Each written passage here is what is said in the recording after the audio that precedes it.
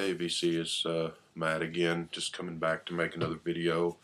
Feels kind of, well, nothing really feels good right now, but it feels nice to make videos again. So, um, like I said, I've moved in here, been here, I don't know, a week and a half, I think, and so I'm still getting everything unpacked and put up. So, it's kind of a mess behind me there, but that'll come together. Did some work on it today, and then just wasn't in the mood after a little while. But in time, there's sitting on a desk, my computer is, and it'll be making videos from a chair that's over there that I haven't put in there yet. So, and this is on Wi-Fi now, so I can actually probably make videos in other rooms or outside. But yeah, I just wanted to, I guess I have been watching videos a little bit off and on. I know there have been some contests going on. I don't know if I remember all of them, but thought I would just do some little responses to contests, not to enter them because they might already be over, but just some of them that hit me I thought would be fun to respond to. So, and you know, it's past the fact, but just thought why not? It's kind of just kind of good to have the computer back on and be able to make videos again more than anything. So yeah, and one in particular that people were talking about on here a month or so ago. But so the first one was Robert Z had. I don't think it was a contest. I think it was just to get people to make videos and answer. Was he wanted to pick the 3 ghosts of Christmas Past, to pick 3 musicians who are you know, no longer with us, that if you could invite them to a Christmas party. And I thought that was a fun little deal. And so my answers to that, I thought it would kind of be different if he just said 3 people, 3 musicians that were no longer living that you'd like to meet and sit down for a couple hours just to talk with about music, about anything. The fact that he said it was going to be a Christmas party kind of changed my choices, because you think of a Christmas party as being, you know, this festive, fun, upbeat occasion. And there's some people that I would like to meet that are no longer with us and talk to, but that would be probably not so much fun at a party as they would just to sit down and talk in a, you know, somewhere, just talk about whatever. Some of them would probably be kind of not so much fun at a party, maybe, I don't know.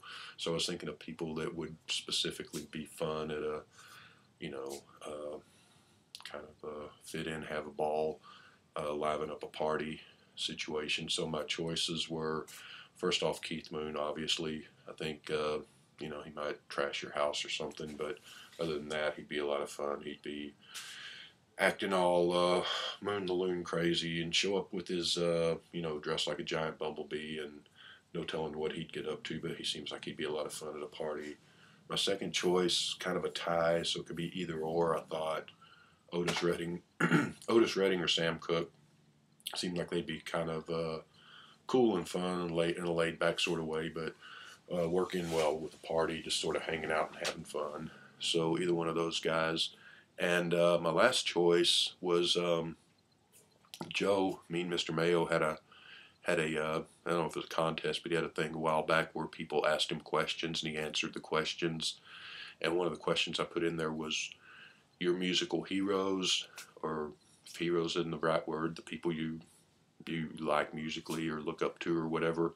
Would you like to really know them, as in like you know, live next door to them and got to hang out with them and know them as you do your friends, as opposed to know them like you just met them for a get a picture or an autograph, or you happen to sit on an airplane with somebody on a 2-hour flight and look over and there's, you know, Mick Jagger, whoever, so you've got a couple hours to talk to him, but like know them. And I don't. My answer to that would be I wouldn't, because I kind of like my musical heroes to be up on Mount Olympus, or, you know, kind of mythical.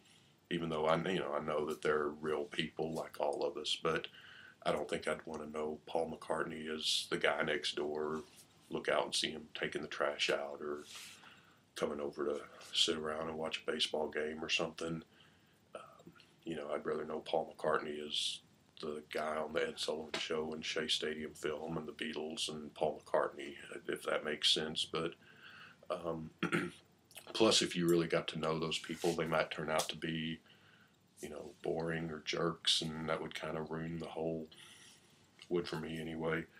So, but one guy that I think would be fun at a party, my last choice, because I think incredibly talented person and musician, but also always just seemed like a regular, down to earth, everyday guy that would be someone fun to hang out with, would be Joe Strummer from The Clash. So that'd be my three choices: Keith Moon, Joe Strummer, and Sam Cooke or Otis Redding, either or both, if you can have a fourth choice. I thought that was kind of a fun contest, and I saw some people's responses to it, and enjoyed that. So that was a good one, Robert. The second thing, and it may still be ongoing, I don't know. I think it's probably over, but I'm not really entering it so much as to just congratulate her on her 1,000 subs, is Paige Martin's contest. She had asked people to name their favorite musical decade and then show 10 or 15 of their favorite albums from that decade. So that was a good contest, and I really just wanted to. Paige makes great videos, and always enjoy to see her her thoughts on music and the things she's picked up and everything. So she's one of the many good ones in the VC, and congratulations on the 1,000 subs. Like I said, I'm not really entering the contest if it's even still going on, but my favorite decade, probably no surprise, would be the 60s.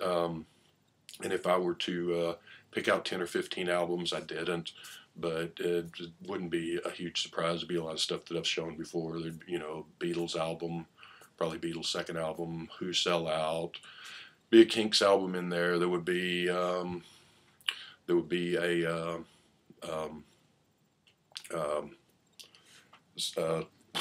I just went blank, but probably something by the Doors and quite a few things. There'd be some jazz albums in there. There'd be Coltrane, Love Supreme, probably be Miles Davis in there.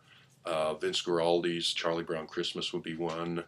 That's a great album that I read something recently that said it was the jazz album that introduced a lot of people to jazz because they saw the Charlie Brown Christmas special and liked the music and got it and thought they liked the music, and so that kind of inspired a lot of people to go out and search out some other jazz. So I never really thought about it that way, but it's a great album that I love. It's one that's I play Christmas all the time every year, but sometimes play it during the year when it's not Christmas.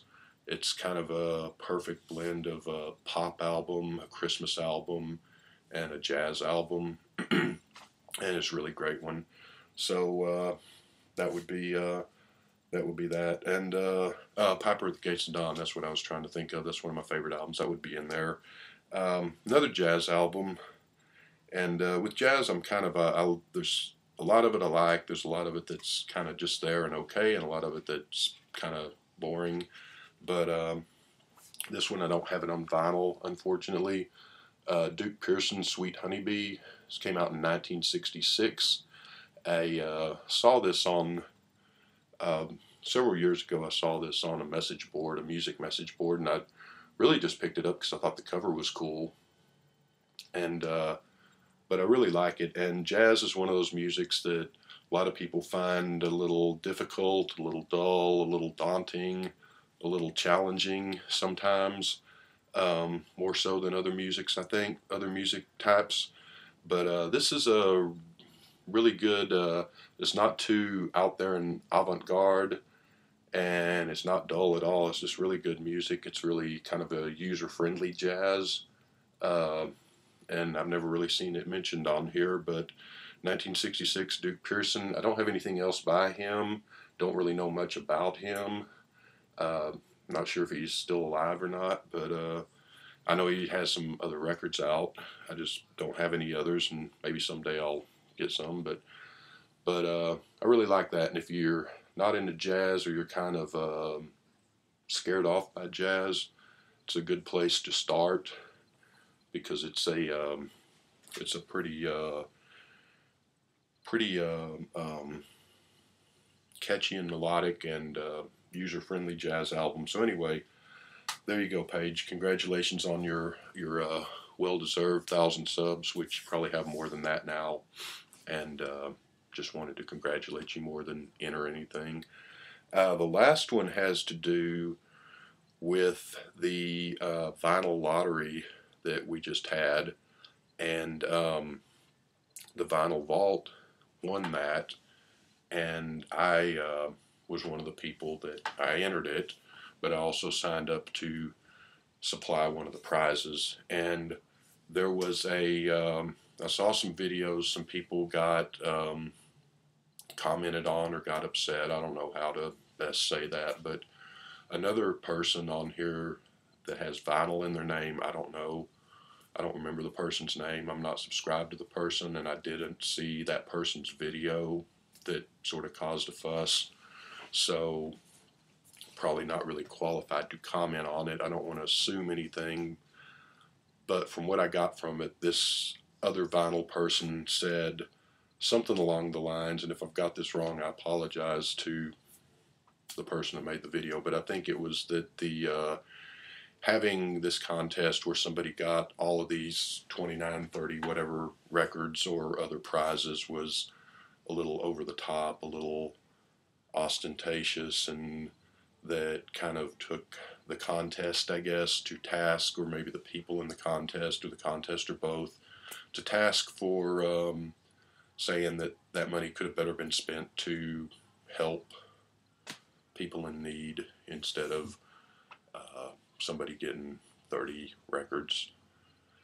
And I mean, it's kind of hard to argue with that, but you know, yes, of course, that's sure. You know, and but I mean, it's kind of like saying if you go out and buy a lot of presents for your wife and your kids, that maybe you could have used that money to help the homeless or the hungry or kids that don't have toys for Christmas. And that's true. You can't argue with that. And certainly that's a good point. We should all do our part or do better, or we should all try to help those that need help. I can't disagree with that. And I think there's even, or I don't think I know there. I don't know what the contest is because I haven't watched the videos, to be honest. I probably will sooner or later, but I think there is some kind of contest going on that's the VC helping others. I'm not sure what exactly it is or what it's called or how it works because I haven't seen the videos, like I said. And that's a good thing. There's nothing, I mean, I'm totally in support of that, and I probably will watch the video and see what it is and see if there's something I can do to help out with it. But I mean, it never entered my mind until I heard about this video and I saw people making videos about this video talking about it. It never entered my mind that the VC lottery was this in any way selfish or self-centered or over the top or wasteful, frivolous affair. I just thought it was a really neat thing and a lot of fun. And Robert Z, you know, another one of the really good guys in the VC, he's the one who thought it up, the idea for it. And if you've watched any of Bobby Z's videos, you know that he's straight from the heart. He's one of the most big-hearted and giving and caring people that you're going to run across. And there's a lot of people like that in the VC. He's certainly not alone. He likes to have fun. And I hope I'm not being forward or speaking out of turn, but if you watch some of his videos, occasionally he talks about he has a son with autism who's like 15 years old, I believe, which has got to be, I can't even imagine, that's got to be a very, very tough and hard thing for him and his wife, Betty. I'm not by any means suggesting that this sees his son as a burden. Nothing like that at all. But I mean, that's got to be a very sad and difficult thing to have in your life. And yet, Robert Z is always, upbeat and fun, wacky, and crazy. Just a joy to watch his videos. He's passionate about the VC and record collecting. And he's passionate about the other people in the VC. I've seen him do birthday videos for people where he goes on for 20, 30 minutes. He's playing the person whose birthdays, he's playing their favorite music. He's talking about people that share their birthdays, things that happen, important things that happen the day they were born, and he just goes above and beyond and out of his way to add to the VC and make it fun. And so, I mean, I would never, certainly can't accuse Robert of having done the VC lottery for any hidden agenda purposes or bad purpose or selfish or anything like that. I don't, he was just doing that to do something. People have done a lot of contests where the winner gets a gift card or a record, and he just sort of put a spin on that. Very inventive, very fun.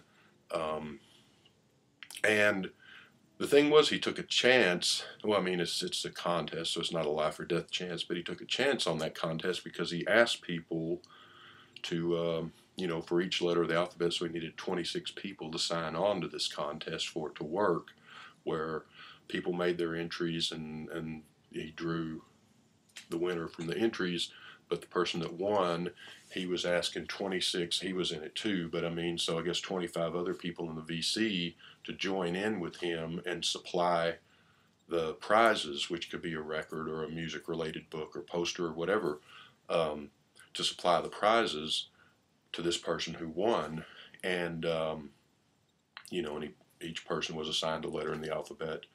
And, it could have very well been, and it'd been understandable if it had been, but it could have very well been that he got no response on that, asking people to sign up to give these prizes to these people, because people could have said, I'm not going to go out and spend 15, 20, 30 bucks to buy a record or whatever for some, there's a lot of people in the VC. I don't know everybody.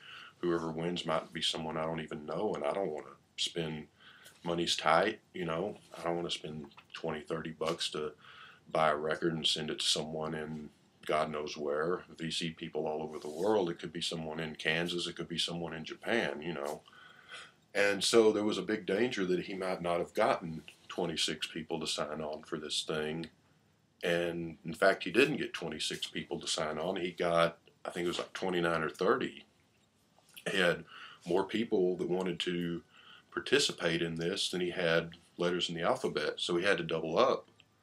And I was one of those people. I got the letter T, and someone else, I don't remember who, also had T.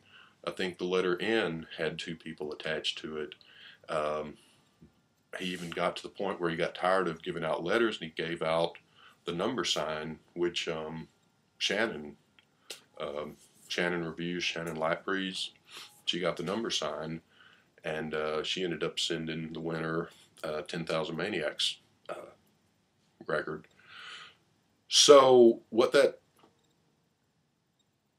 to me, the way I saw that was that it really exemplified, I guess, the character and the camaraderie and the community feeling of the VC, that here Bobby Z has this idea of this lottery and people joining together to supply the prizes that could have just fallen flat on his face. He could have got, he could only got 2, 3, 4 people to sign on. He could have got nobody to sign on. And yet he got more than he wanted to sign on, or not more than he wanted, but more than the 26 slots in the alphabet, which, so the winner ended up getting, like I said, I think it was like 29, 30 prizes. And that many people just jumped in. And I mean, I know a lot of people didn't because they didn't want to, and that's fine. I know a lot of people didn't because they probably just, money's tight for everybody, so they couldn't afford to go out and spend that, and that's fine, and that's great. There's nothing wrong with that. But I mean, just the fact that so many people jumped on this idea, says to me a lot about the character of the VC, I think, and that's how I looked at it. I like college football a lot, and I go to some message boards and some places where people comment about football, and it's fun and I enjoy it, but you don't really get, other than talking about football, the people don't really talk about themselves or their lives, or you don't really get to know the people in there the way that a lot of people in VC. And I mean, I know it's people talking about records all over the world, and it's not like we all live in the same neighborhood. I'm not trying to get all heavy or anything, but quite a few people here that I've gotten to know somewhat outside of just these videos, and that I think there's a caring and a friendship there without getting too heavy, and I'll just leave it at that. So I thought it was a real credit to the VC that so many people thought this was a great idea and jumped in on it. The other part of that is when I got my letter, I got the letter T, and Robert came up with this idea. He did the drawing in November, I think at the end of November, maybe the beginning of December, I don't remember, but he came up with the idea and did the video talking about it to see if it'd fly. I want to say like May or early summer, so several months before the actual, drawing for it. And so when I got my letter, got the letter T, I had a blast with it because I was thinking, okay, letter T. And Robert and me had this kind of joke going between us. He's saying, you can't do the, as in the Beatles, the Doors, the Kinks, the Clash, whatever, and I was going, well, can I do the? He goes, well, yeah, you can do the, but I wasn't really planning on doing that anyway. But I got my letter. I was glad that I didn't get like U or X or something. T was, one of about the best letter you can get, really, or one of the best letters you can get. So, I mean, I got pen and paper out and I started writing down all the people that I knew, the Temptations, Richard Thompson, the Troggs, and making my list of T's. And then I went to the internet and looked up bands and musicians that start with T, see who I missed, and saw some people that I like, oh yeah, I hadn't thought of them. And then I kind of narrowed it down to 4 or 5 records and was, and like, which one am I going to pick? I didn't order the record then because I just ended up ordering it from Amazon and had it sent directly to the winner, the Vinyl Vault. So then when the drawing day came, and I'm human, I was hoping I'd win, to be honest.